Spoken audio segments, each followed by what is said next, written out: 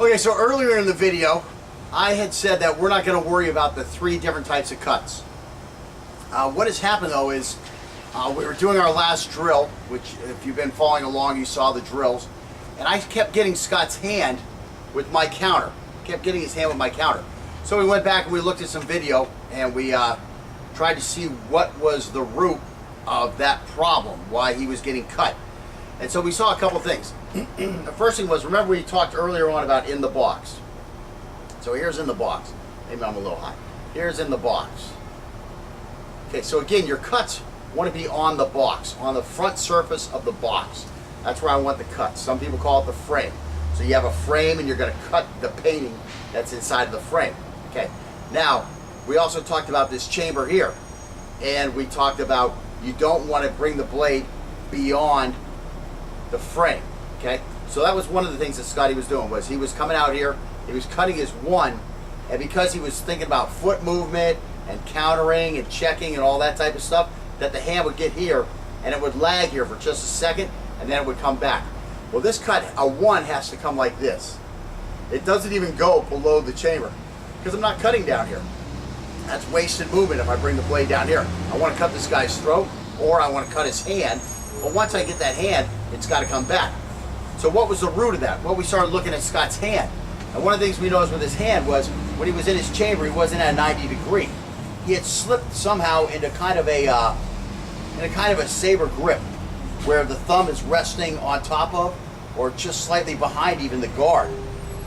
And again, in this with the modern grip, if the thumb is going to rest somewhere, you want it on top of the blade, just perpendicular to the blade. And what you're going to use that for, you're not going to even use that to press on the blade. You're just going to use that as a pointer or a guide for where the blade's going. It makes it very easy for some people to automatically index the blade where that thumb is, because the thumb is like one of those pointing things. You know, we push buttons with our thumbs a lot. So it's something that's already trained in there. So we saw that. Well, once he's like that, now the wrist is tilting further forward. And this gets back to where I said I wasn't going to talk about these things early on. Well, we're going to talk about it now. Okay, we basically have 3 types of slashing motions with the knife. Okay, the first one is, you know, when you have that saber grip, you slice. You see the blade stays out, and you slice. That's a slice. Okay, I hope I'm getting these right. I read that book back in the 80s, so I'm hoping I remember it. It was called Slash and Thrust, something like that. I think that was the name of the book. You know, I read through it a little bit. But anyway, so here is a slice. Okay, now when we're blocking, you know, when we're countering, this is a chop. We're just doom, like an axe. The blade of an axe doesn't bend at all. It just comes straight down. Boom. That's a chop. Boom. So when that knife comes in, bang, we hit it this way, or bang, we hit it this way. That's a chop. Okay. But what I like is that snapping, the hack. That's where we come out here and bam, that blade comes through, okay? And you get a lot of added velocity at that moment. It's like, you know, a guy throwing a baseball and the wrist snaps. You know, if you just threw it like this, I don't know what the hell that would be. That's the way girls throw. So that's what it looks like in the video. I'm looking at the video as I talk. So anyways, yeah, that would be a slash that you're not going to have the velocity on. What I did was I did it on the tires a second ago, and I mean, I'll take a slash, and I don't know if you'll be able to pick up the sound, especially with the garbage truck running around, but I'm going to go as fast as I can, and I'm going to leave the knife extended, so this is going to be a slice, okay? So I'm trying to do it as fast as I can. Now hopefully we'll pick this up, and I'm going to hack, okay? So this is your hack.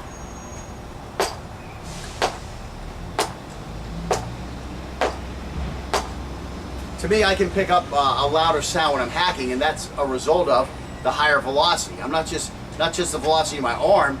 Now I'm also getting the velocity of my wrist on top of the velocity of the arm. So I'm getting a faster hit. And what that's going to be is a harder hit. You know, I'm trying to think of my physics, and nothing's coming to me right now. But there's an equation there where this is a Bruce Lee thing too. But this is where speed.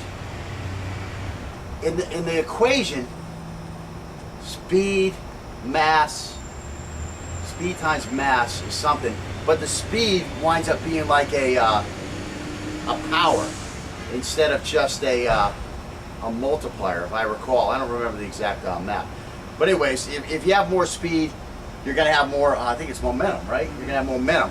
So you're going to be able to hit harder. And what does that mean? That means you're going to cut deeper. And again, what do we want to do? We want to cut deeper. Okay, when we make a cut, I always say you want to cut to the bone. I mean, if you can get to the bone on a slash, and especially like a slash coming here, if you get to the bone, that means you're all the way to his spine. And, you know, as I always like saying, you know, it's going to look like Ron Gold. Let me see. Sorry, Ron. Rest in peace. Hope I didn't wake you up. But anyways, you know, that's what we want here. And so thus, when you go out here and you, boom, do this hack, once the hack is complete, that's pull it back in. Not slice, now pull it back in. It's got to be hack's complete. That's all the cutting I'm going to get out of this one. Pull it back. So now, even when I'm cutting here, it comes back. And I don't get into this lag where it comes back here. So again, we're if you know, this would be a good time for you to look at what you're doing. I mean, you've started you know, on lesson 1. Now we're all the way up to lesson 5. It's possible that you picked up a bad habit. And again, that's because we're working on so many different things and we're feeding you so much stuff so quickly that you could have picked up a bad habit. So look at that again now. If you have picked up a bad habit, well, there's an easy way to fix it. Box drills. Okay, just start the box drills off slow. Make sure that when you you know, when you step, the hands going out. Well, that's okay. I could feint that way too. The hands coming out, and that this one and everything. Like I say, get that arm out of the way, so it's okay to bring that elbow up. Now this one comes out. Once I finish that hack, it's got to come straight back. I don't hack and continue that fall through. That's all wasted motion right here. That was all wasted motion. The big thing is it took time. That gives this guy time to react. Whereas if I get it here and I'm here, well, now I'm ready to check and come in with a finishing angle. So again, we're just going to run through some box drills. Then we're probably going to repeat the last drill that you saw us doing before this little narrative. And then we'll get back on to letting the bad guy counter your feint and follow-up attack.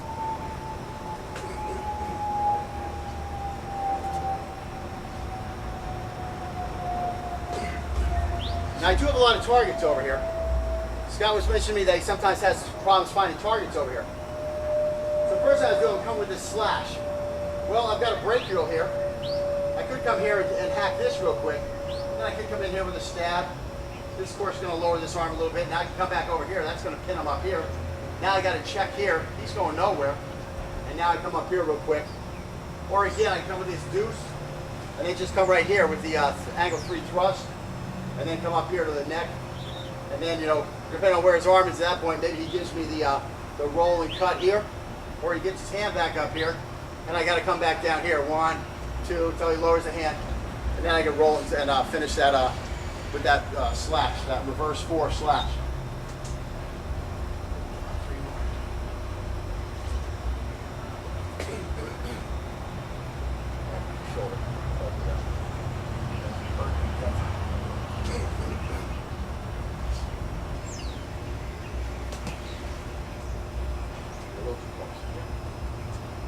That time he was in a little too close. He hadn't got his body out of the way. That twist of the body that I'm talking about. Believe me, this is the advanced. Not just because you're doing a step through. You know, I said that, you know, there's not a whole lot of difference to it. But when you start doing it, and again, sometimes I forget what it's like to be the beginning student. So to me, it's like, okay, one's this way, and the other one's this way, and I call it advanced because we learned this footwork second. Well, you know, sometimes it's hard when you're an advanced person to remember what it was like for that new guy. There's a lot of stuff involved here. All of a sudden, your angles have to be thrown well, okay? Again, I'm going to take away that perfect, but your angles have to be able to be thrown well based on what we learned on lesson 1. You have to be, lesson 2. All those principles have to be correct, or you're going to be having some problems.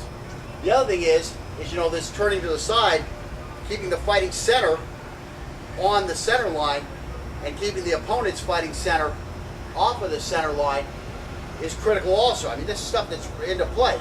So your movement, you have to make sure you're twisting as you move. Now you got all this stuff going on. You got these hands moving. This one's got to be moving just right. This one's got to be really quick in and out, or else you're going to cut it, or else it's going to get cut, or you're going to cut it yourself, so you got to be careful about that. Now you got this footwork, you know, with this spin off. There's a lot of stuff in here. And now you got to be super careful with these hands up high to make sure everything's out of the way. So is it a lot easier than this one? I mean, on the other side here. On this side, I can flub this up as bad as I want. I can flub it up all I want because I'm so far away. Even if he's a right-handed, put the knife in your right hand, even if he's got the knife in his right hand, I've got all this room here. I've got all this gap. You don't have that luxury over here for that big gap because I've got the knife on the trailing side all of a sudden. So now I've got to make sure I'm out of the way here. See when it's spinning, and then this comes through. Okay, get them both back up here before that slash. And see how I use the twist. Yeah. That twist is where my slash is going out. And that's one thing with his empty hand. You need to make sure it goes up in his face, because if you put it over here, well, where's his aim going to be? His aim is going to be over here. And now you're stepping into that area. Well, you're going to get hit unless you can block that. So you got to make sure that this thing goes at his face. There you go. That's why I say I get this elbow out of the way so I can bring this, so this hand is more free to move without having to worry about cutting this hand here. You know what I'm saying? In these tight quarters, which we're in right here, it's very tight quarters. I don't have a lot of room. If I have this here, my knife is going to hit this hand.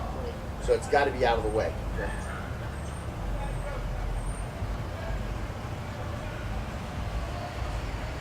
Move, right? That shoulder's going to be moving much less. So go for the shoulder. If you're going to check off, go for the shoulder with that empty hand. I mean, it just stops everything, you know. I mean, if I go for this elbow, bring your arm up. No, bring it up this way, like that. Okay, so again, when I go for it, just get it out of the way. See how easy that is? Okay, yeah, you can get it out of the way. Just start right there. Now when I move, just start right there. Turn this. Okay, he's hunting for my elbow a lot, he says, and that's why his hand's not coming back up. Well, I'm saying the elbow is probably not the best target. Again, I'm going to try to grab his elbow. Oops, I'm going to try to grab the elbow. I'm going to try to grab the elbow. No, I'm going to grab the shoulder. Well, the shoulder doesn't move. See what I'm saying? The shoulder's going to, it takes a lot more effort on him to move that shoulder. And one of the ways, now try to move the shoulder. See, that was good for me, right? Everything was good there, right? Bring the elbow up this time. Just, I'm going for the elbow, bring the elbow up. Now you just look at that slash. Boom. See how, okay. Now bring the elbow back. Now just stuff that right in my gut, right? See, those are bad. Now bring the shoulder forward. As I try to get the, no, bring the shoulder forward. As I try to, oh, well, that worked out well. Now bring the shoulder back. Okay, now look, can you stab me? Yeah, we'll trade that. See what I'm saying? I got better trades there. Because this forces me up into this kind of position, and I'm going to be easier to get that. But again, the guy's not going to bring his shoulder back like that. He's not going to be quick enough because I'm on the side of him. This is the problem I have. This is more of a moving object. I'm trying to get his hands from here and then just push off here. See what I'm saying? It's a nice load while it's up there to go to the shoulder. I mean, now we're really getting micro type stuff. So anyways, your training partner needs to act as if he's a guy on the street and doesn't really know what you're doing. Yes, he knows you have a knife. Yes, he knows you're probably going to attack him, but he doesn't know exactly how that attack's coming in. A training troll is going to be like you're fighting Karnak on the street, because this guy knows in advance where you're going, and he counters that. So it would be here's a training Karnak. You ready? Yeah. What? No, you have to. You're going to come at me. You're going to come at me, right? Okay, so you're coming in with the feint, right? Go ahead. Oh, I got you. Go ahead. Oh, see, I got your arm. Why am I getting his arm? Because I'm not even focusing on his feint. I'm looking at his knife arm the whole time, and I know it's coming out second, so I'm just waiting and I'm going for the knife arm. If you have a training partner like that, he's acting like a training troll. New web term. I don't know if it'll pick up. So here is I got the focus here. But again, like I said, all of a sudden I got him, and I'm like, shit, why did I get him? We're working on everything. And he wasn't paying attention to his intervals. He was way too on top of me. He didn't have room to throw the feint. And that's what I was talking about, what intervals will do to you. That's how it can screw up the guy fighting you. Once you go like this, he thinks he's safe. He's luring right in. That's what's happened to Scott here. He's being lured in by this false sense of security because my knife is so far back. He's thinking he's okay here. And again, you know, we're in it right now. Again, so come forward. No, come put your toe. Stand up. Stand up. Put both feet like this. So now you can see we're at what I would call very close contact distance. And you know, in a knife fight, that's suicide unless you're by far the faster and more skilled guy. You can get in here and win a knife fight if you have the ability to overwhelm your opponent with speed or skill. it still is risky business. I would much rather, if I'm going to be a close contact, be somewhere over here with a nice check happening up here, you know. And that's what this Feint is allowing us to do if performed properly. But you really have to watch out for your intervals. You know, you have to watch that front foot. Again, it's going to seem like you're too far away, and that's where you really want to be, where you feel like you're just too far away, because guess what? This guy now, he can't cut you. You know, you want to be back here somewhere. Now we settle into it, and where am I going to come into that contact distance is with a Feint. Now you enter that zone, and boom, now I'm over here. Bam, there's my cut. Bam, there's my cut. There's my slap. So if you tell me to put my foot here, And that's controlling the interval. then you're the one going forward. So I need to go back. I mean, I'm just, I don't know. We really have to study the videotape for that. I do move forward on people. Yeah. Don't you know? Don't think I don't. And I usually compliment a student when he's pushing me back. I'm like, that's the freaking offensive posture. Not posture. What's the word? Can't think of the word. As you know, you've been watching my videos. This happens on a regular basis. I could finish the word for somebody if they lost it, but if I'm saying the word, I need me over there to, yo, dumbass, it's this, you know. That's why they love me in the Marine Corps, because I would do that a lot to people. They'd be up there trying to say something. I'd be like, you know, I'm a little Lance Corporal in back. The word's posture, Sergeant. The word's posture. If they could have kicked my ass, then I wouldn't have had a problem. All right, fuck face. What do you want? Oh, he gave me a big chop on the shoulder. And again, that time you see me, I ramped it up a little bit. I called him a word. Got a little blood flowing in me. And when he came in that one, this hand was up here nice, covering my neck. He got a nice chop right on the top of my deltoid. I think it was more fist than blade. Yeah. It was blade, though. I would have a huge problem because he didn't cut muscle. He didn't cut tendon. That cut was ligament in the exact perfect spot. If my shoulder would have dropped right down. The only thing holding on would have been skin. Now you see where you have room for that blade and everything, where the root is coming back?